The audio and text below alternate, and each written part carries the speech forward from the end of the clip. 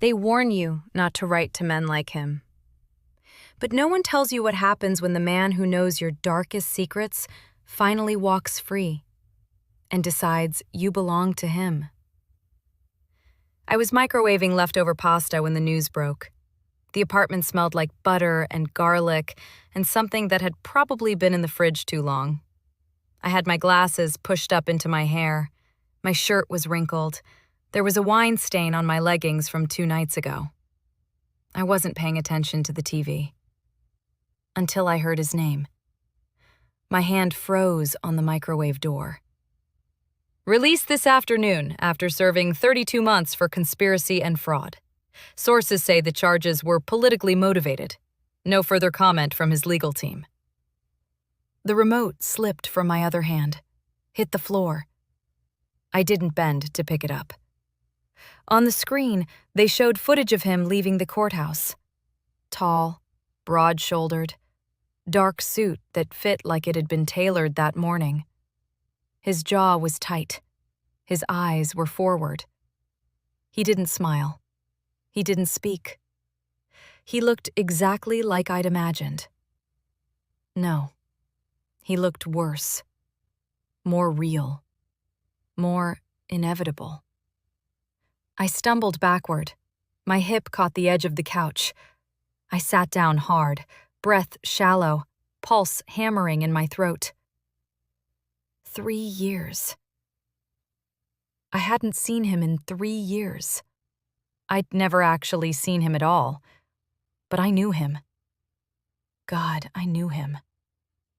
The camera zoomed in on his face as he slid into the back of a black car. For just a second, just 1 second, his eyes flicked toward the lens. Dark, steady, unreadable. I felt it in my stomach, in my chest, lower. I pressed my palm to my ribs and told myself to breathe. He was never supposed to be free. The car smelled like leather and expensive cologne. I didn't care. I leaned back against the seat, jaw tight, hands relaxed on my knees because control was the only thing I had left. 32 months. 32 months of concrete and silence, and her letters arriving like clockwork until they didn't. "Where to, sir?" My driver's voice was careful, respectful. He knew better than to assume. I opened my eyes. The accounting firm on 5th and Laurel. A pause. "Not home?" "No." The city blurred past the window. Buildings, people, noise. None of it mattered. She'd written to me for 2 years. Told me things she said she'd never told anyone. About her father, her loneliness, the way she felt invisible. And then she stopped. 3 months before my release, the letters just stopped. No explanation, no goodbye. I'd read the last one so many times the paper tore at the folds. She thought distance would save her. She was wrong. I was coming for what was mine. I didn't sleep that night. I lay in bed staring at the ceiling, my body too hot under the blankets, my mind racing in circles I couldn't escape. He was out. He was free. And I was the idiot who'd poured her entire soul into letters addressed to a man I thought would never walk the streets again. I rolled onto my side and pulled my knees up to my chest. God, what had I been thinking? I'd written to him because I felt guilty, because my father owed money to people connected to him, because I'd read an article about prison pen pal programs and thought, maybe, just maybe, it would help ease the knot of shame I carried around like a second spine. I never thought he'd write back. But he did. And his letters weren't what I expected. They weren't cold or detached or carefully worded like a man protecting himself. They were real, raw. He told me about the silence in his cell, about missing the taste of black coffee, about the way power felt hollow when you had no one to share it with. He asked me questions. He remembered my answers. He made me feel seen. And I got addicted to it. To him. To the version of myself I became in those letters. The one who was brave enough to be honest because she believed she'd never have to face him. I told him things I'd never told anyone. I told him I felt ugly. I told him I hated my body. I told him I was lonely in a way that made my chest ache at night. And he never pitied me. He just listened. Until I couldn't do it anymore. Until the release date got close and I realized he'd be free and I'd be exactly what I always was. Soft and curvy and ordinary. The kind of woman men like him didn't look at twice. So I stopped writing. I ghosted him. And now he was out. I pressed my face into the pillow and tried not to think about what he must think of me. Work the next day was supposed to be normal. It wasn't. I couldn't focus. Numbers blurred on my screen. My coworker asked me 3 times if I was okay, and I lied every time. By 11, I needed coffee. I grabbed my mug and headed to the break room, my flats scuffing softly against the worn carpet. The office was quiet, dull. The kind of place where nothing ever happened. I liked it that way. Safe, predictable, invisible. I pushed open the break room door and he was there, standing by the window. Tall, impossibly tall, shoulders broad enough to fill the doorway. Dark suit, crisp white shirt, no tie. His hands were in his pockets. His jaw was tight. He turned and looked right at me. The mug slipped from my fingers. It hit the floor and shattered. Coffee sprayed across the tile. I stumbled back, my breath catching, my heart slamming so hard I thought I'd pass out. "Sorry," I gasped. "I'm sorry, I didn't—" "It's fine." His voice, deep, steady, calm. I'd imagined it 1,000 times, but hearing it in person made my knees weak. I dropped into a crouch and started grabbing pieces of the mug with shaking hands. "Don't." I froze. "You'll cut yourself." I looked up. He was closer now, just a few feet away. His eyes were dark, intense. They didn't leave mine. "I'll get paper towels," I whispered. "Leave it." "I can't just leave it." It wasn't a request. I stood slowly, my pulse roaring in my ears. He studied me, not the way men usually did, quick, dismissive, already moving on. He looked at me like he was cataloging every detail. My glasses, my hair, the way my blouse pulled tight across my chest, the curve of my hips in my skirt. I wanted to disappear. I wanted to run. I couldn't move. "You work here," he said. It wasn't a question. "Yes." "How long?" 4 years? He nodded slowly. There was something in his eyes, something that made my stomach flip. Recognition? No, he couldn't. "What's your name?" he asked. Oh God, he was testing me. Relief and terror crashed through me in equal measure. "Emma," I whispered. "Emma." The way he said it, like he'd said it before. Like he'd been thinking it for months. My breath caught. He stepped closer. Close enough that I could smell him. Clean, expensive, dangerous. He reached out slowly, and I thought he was going to touch me. But he didn't. He picked up a shard of the mug from the floor beside my foot and set it on the counter. His eyes never left mine. "Careful," he said softly. Then he walked past me, out the door. Gone. I stood there, shaking, staring at nothing. He knew. He knew it was me. And he was playing with me. I didn't tell anyone. I went back to my desk. I worked. I pretended everything was fine. But my hands shook every time I picked up my pen. By 5, I was out the door. I walked fast, head down, arms wrapped around myself even though it wasn't cold. I made it 3 blocks before I felt it.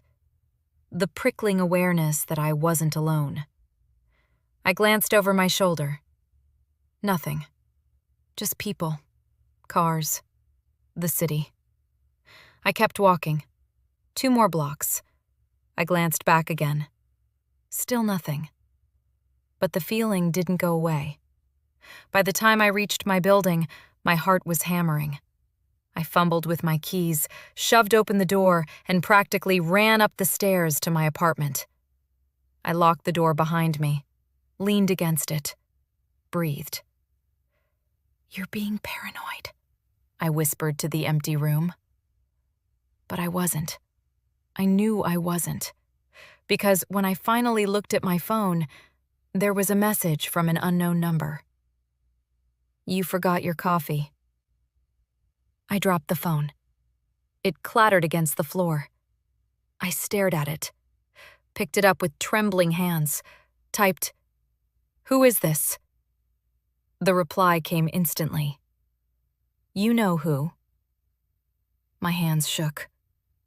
"How did you get my number?" 3 dots appeared. Then, "I get what I want, Emma." I sank onto the couch, phone clutched in my hand. "I don't know what you want from me."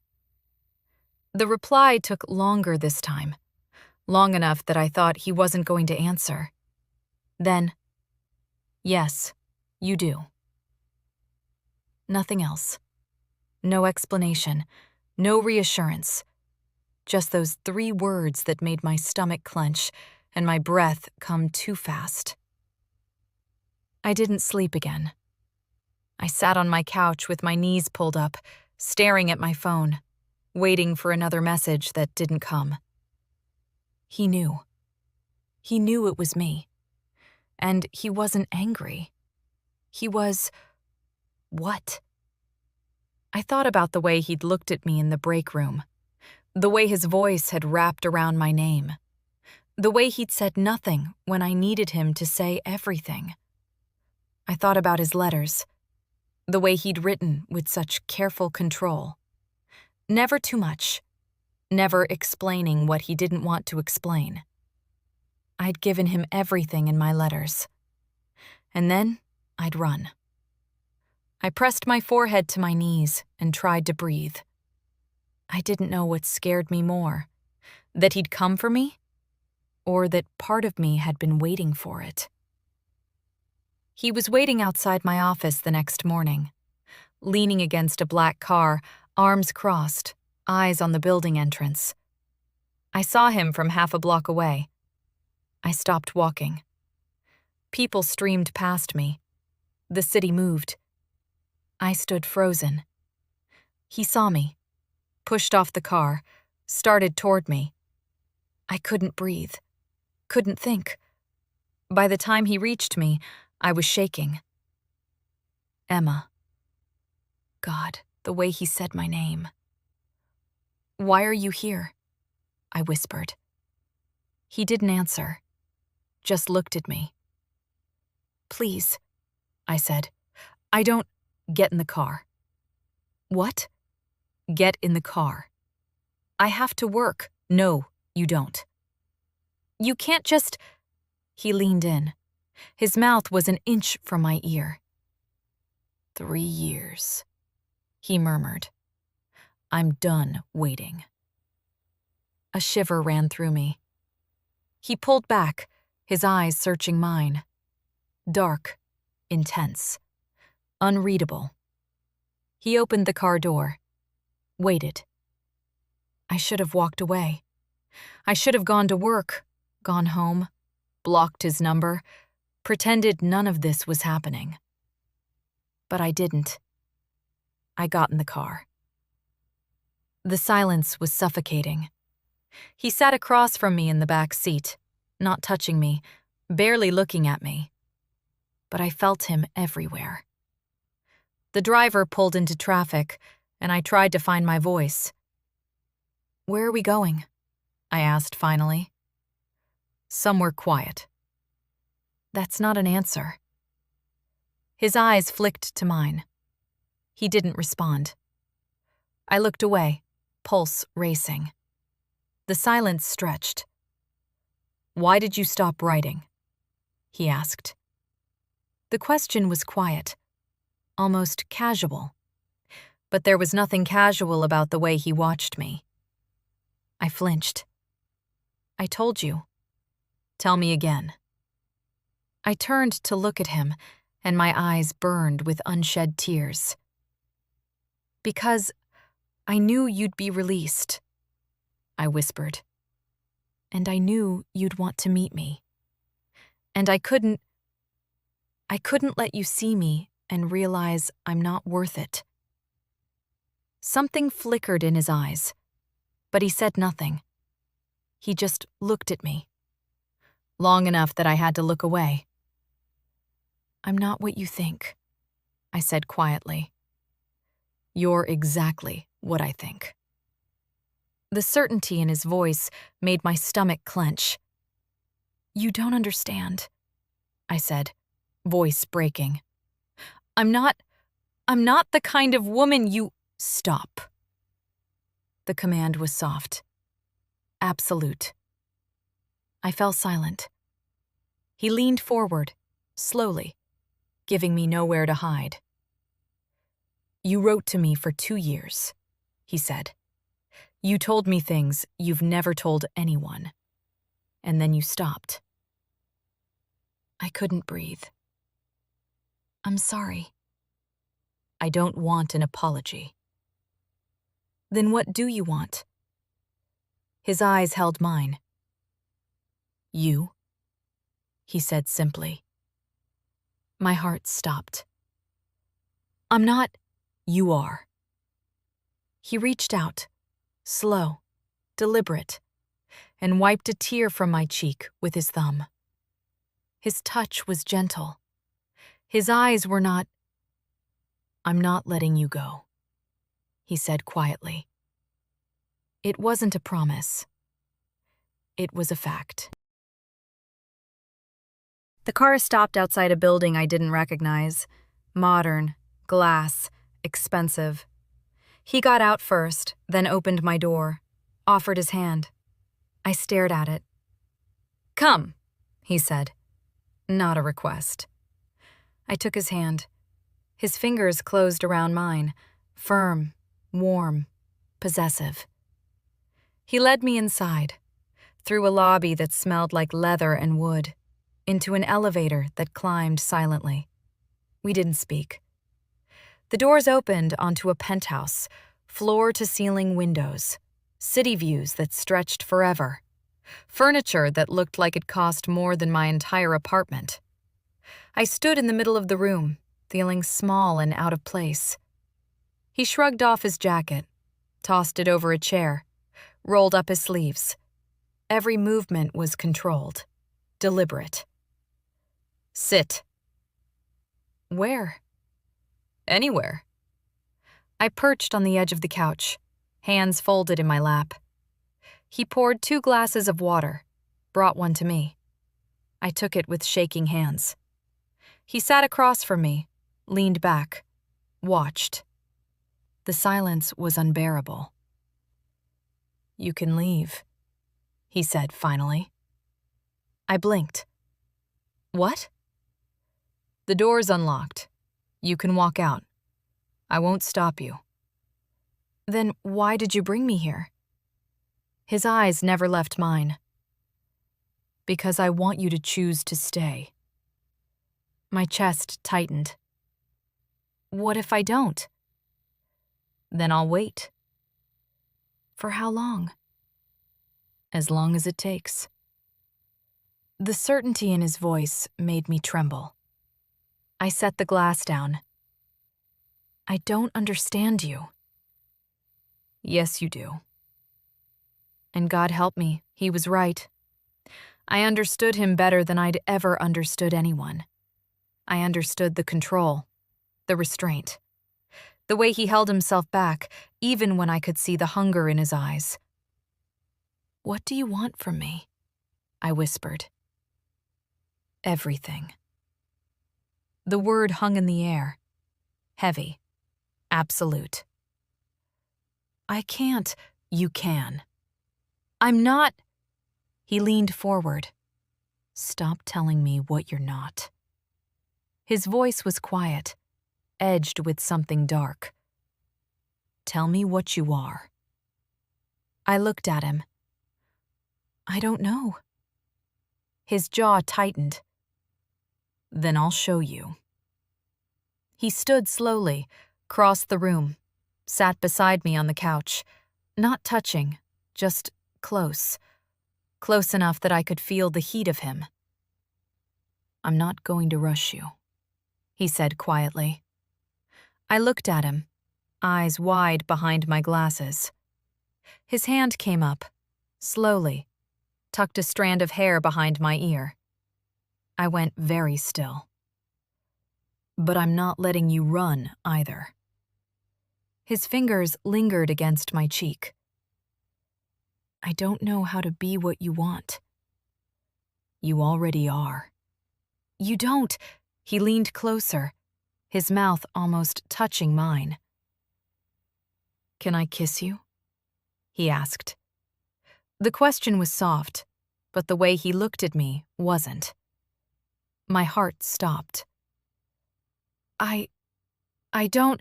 Yes or no? I looked into his eyes. Dark, hungry, patient in a way that felt dangerous. Yes, I breathed. He kissed me. Slow, controlled, like he was claiming something that had always been his. My hands came up to his chest, fingers curling into his shirt. He deepened the kiss, his hand sliding into my hair, tilting my head back. I made a sound I didn't recognize. He pulled back just enough to look at me. Okay, he murmured. I nodded. Couldn't speak. He didn't smile, just kissed me again. Harder this time, like he'd been holding back before and couldn't anymore. I stayed. Not because I understood what was happening, but because I couldn't walk away. Not from him. Not from this. 3 days passed like that, waking up in his bed, his arm around me, his breath against my neck. He didn't ask me to stay. He just assumed I would. And I did. He left for meetings in the morning, came back in the afternoon. Sometimes he worked from his office down the hall while I sat on his couch, pretending to read a book I couldn't focus on. I should have felt trapped. I didn't. On the 4th morning, I woke up alone. The sheets beside me were cool. He'd been gone for a while. I found him in the kitchen, making coffee. Shirtless, barefoot, hair still messy from sleep. He looked up when I entered. Didn't smile, just looked. Morning, I said quietly. He poured a second cup without asking if I wanted one. Added cream, no sugar. Exactly how I'd mentioned I liked it in one of my letters.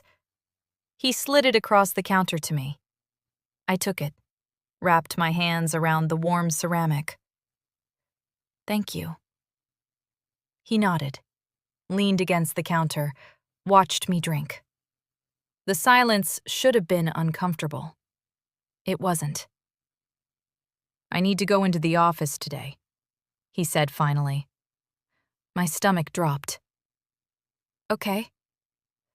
You'll come with me. Not a question. I can't just— Yes, you can. He set his coffee down, crossed to me. His hand came up to my face, thumb stroking my cheek. I'm not leaving you here alone all day. Why not? His jaw tightened. Because I don't want to. The honesty of it made my chest ache. What am I supposed to do there? Whatever you want. His hand slid into my hair. As long as I can see you. His office was on the top floor of a building downtown. Glass walls, leather furniture, a view that made my breath catch. He settled behind his desk and gestured to the couch against the wall. Sit. I sat. He worked. I watched him. The way his brow furrowed when he read something he didn't like. The way his fingers moved across his keyboard, fast, controlled, certain. The way he glanced up at me every few minutes, like he was checking, making sure I was still there. After an hour, someone knocked. A woman entered. Tall, beautiful, perfectly tailored suit. Her eyes flicked to me, then away. Mr. Marconi, the contracts are ready for— Leave them on the desk. His voice was flat, dismissive. She hesitated. Will you be reviewing them this afternoon? Yes. She glanced at me again, curiosity in her eyes now. Maybe something else. He noticed. That's all. It wasn't rude, just final. She left. I looked down at my hands. Who was that? My assistant. She's pretty. He leaned back in his chair. Is she? I looked up. He was watching me. I hadn't noticed, he said quietly. The way he said it, like it was true. Like she hadn't existed until I mentioned her. My chest tightened. He stood, crossed to the couch, sat beside me. Close. Emma. I looked at him. I don't care who's pretty, he said. I care about you. His hand found mine, laced our fingers together. Understand? I nodded. He lifted my hand to his mouth, kissed my knuckles. Slow, deliberate. Then went back to his desk, like nothing had happened. But my hand burned where he'd touched it. That night, he made dinner. Pasta with garlic and olive oil. Simple. Perfect. We ate in silence, not the uncomfortable kind. The kind where words weren't necessary. After, I washed dishes while he dried. It felt domestic, normal, like we'd been doing this for years instead of days. I need to go back to my apartment, I said quietly. His hand stilled on the plate he was drying. Why? To get clothes, my things. I'll have someone get them. I can't just— He set the plate down, turned to face me. You're not going back there. It's my apartment, not anymore. My breath caught. You can't just decide. I already have. He stepped closer, crowding me against the counter. Not threatening, just inevitable. You live here now, he said quietly.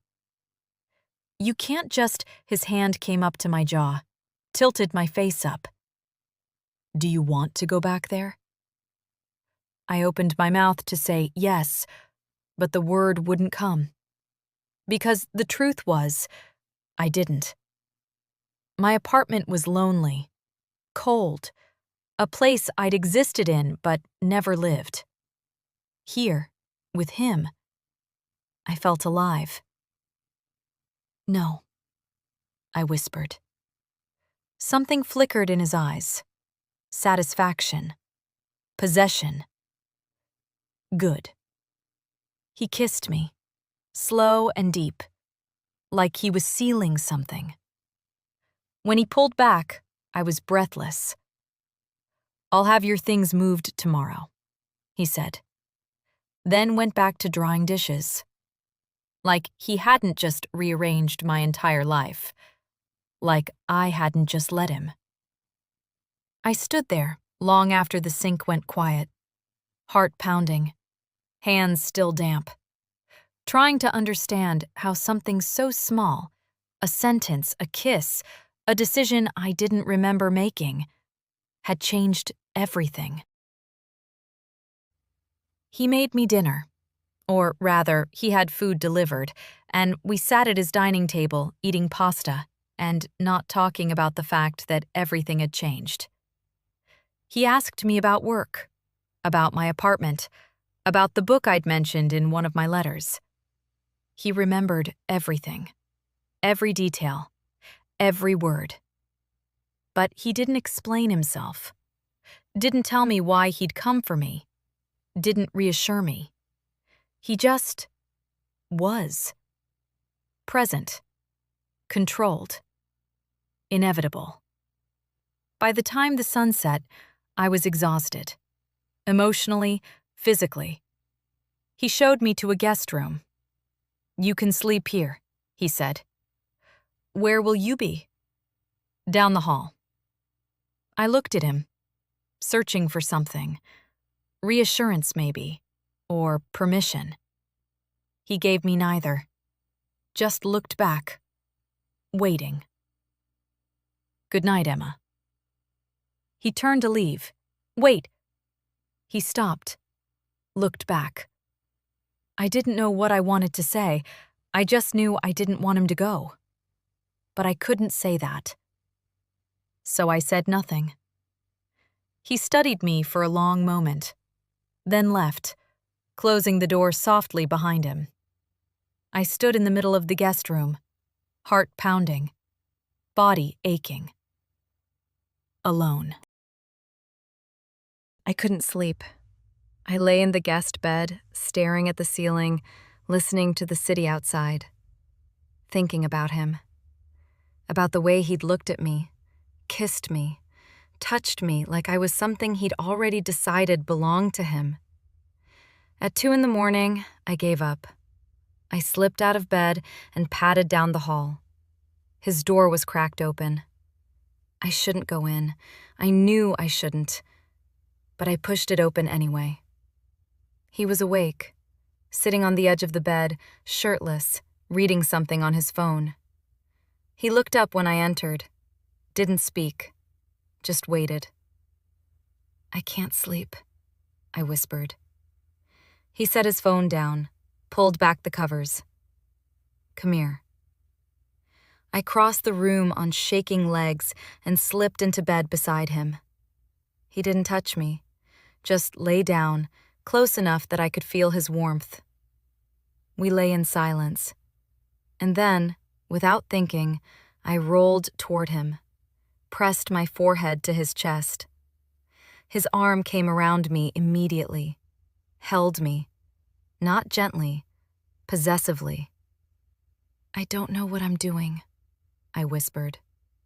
He said nothing, just tightened his hold.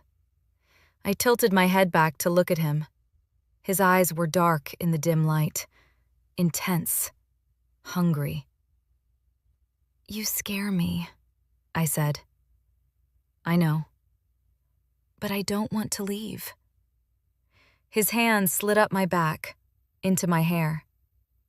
"Then don't." I reached up, touched his jaw. He went very still. "Can I kiss you?" I asked. His mouth curved, just slightly. "Yes." I leaned in, kissed him, and this time, I didn't hold back. He let me kiss him, for about 10 seconds.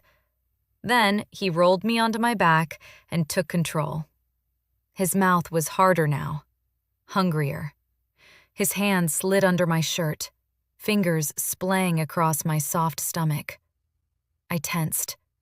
He felt it, pulled back just enough to look at me. "Don't," he said quietly. "Don't what?" "Hide." "I'm not—" His hand pressed firmer against my skin. "You are." He kissed me again before I could respond. Deeper this time. His hand moved higher, slow, deliberate, like he had all the time in the world. Like my body was something he'd already claimed and was just now taking inventory of. When I tried to pull away, tried to cover myself, he caught my wrists, pinned them above my head. "No," he said. Not angry, just absolute. He looked down at me, at my body, at the curves I'd spent my whole life hating. And the way he looked at me, like I was exactly what he wanted, like there was nothing I could hide that would change his mind. "You're mine, Emma," he said quietly. Not a question, a statement. "Say it." My breath caught. Say it." "I'm yours." The words came out broken, desperate, true. His eyes darkened. "Good girl." He touched me like he'd been thinking about it for years.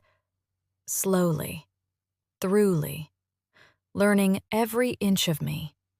Every place I was soft, every place I was sensitive, every sound I made. He didn't ask permission, didn't check if I was okay. He just took. And I let him. Because somewhere between the letters and the silence, and the way he looked at me like I was the only thing that mattered, I'd stopped wanting to run. I woke up wrapped in his arms. Sunlight streamed through the windows. His chest was warm against my back, his arm heavy across my waist. I didn't move, didn't want to break whatever this was. "You're awake," he murmured against my neck. Not a question. "How did you know?" "Your breathing changed." I turned in his arms to look at him. His hair was messy. His eyes were still dark, still intense. "Morning," I whispered. His mouth curved, just barely. "Regrets?" I thought about it. "No." "Good." He kissed my forehead, possessive even in tenderness. "What happens now?" I asked. He looked at me. "You stop running." "And you?" "I keep you." My breath caught.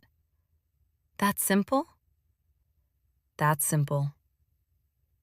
"What if I'm still scared?" His hand slid into my hair, tightened, just enough. "You should be." My pulse jumped. "Why?" He leaned in, his mouth against my ear. "Because I'm not letting you go, Emma. Not now. Not ever." It should have terrified me. It did terrify me. But underneath the fear was something else, something darker, hotter, something that felt like relief. "Say you understand," he murmured. "I understand." "Say it again." "I understand." He pulled back to look at me. His eyes were molten. "You're mine." Not a question. Never a question. "Yes," I whispered. And God help me, I meant it. He didn't take me home that day, or the next.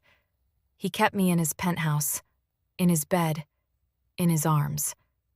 And every time I thought about leaving, about going back to my small apartment and my quiet life, he looked at me, and I stayed. Because the truth was simple, terrifying, inevitable. I'd written to him thinking I was safe behind distance and paper. I'd told him everything, thinking he'd never be free. But he was free now, and he'd decided. I was his. And nothing, not my fear, not my doubt, not my belief that I wasn't enough, nothing was going to change that. He'd waited 3 years, and now that he had me, he wasn't letting go.